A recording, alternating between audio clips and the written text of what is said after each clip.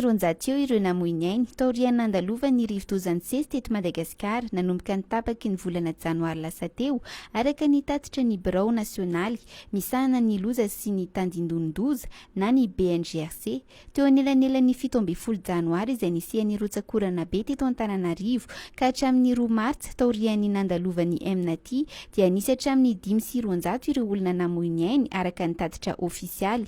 Ny rivo-doza Gombe izay nandalo teto Madagasikara voatselakory izay dia namoizana ain'olona iray ihany koa.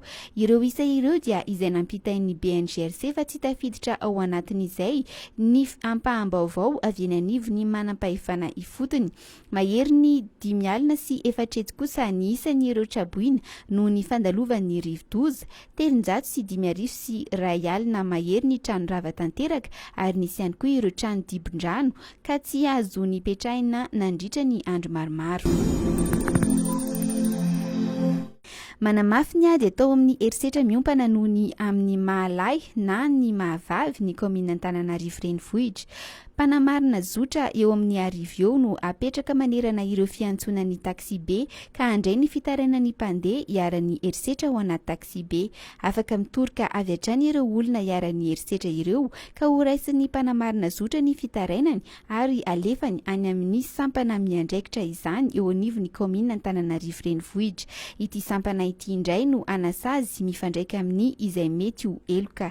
Ny commissaire Albert Estelle Ainanirina ny fitaterana sy ny fivezivezena eto Antananarivo no nanomeny andindiny momba ity etsika ity nandritra ny fampahafantarana tetikasa iray iarahan'ny komina sy ny fikambanana Women Break the Silence androany alakamisy. Mifantoka amin'ny ady amin'ny herisetra miompana noho ny amin'ny mahalahy na ny mahavavy eo amin'ny sehatry ny fitaterana mantsy ity tetikasa ity. Manantena ny rotonta fa ienany isan'ireo mpandeha taxi be misedra izany herisetra izany noho ny fisiany ity tetikasa ity. Nisy tranga somary nanaitra teo anivon'ny Akademia Miaramila Antsirabe androany zoma.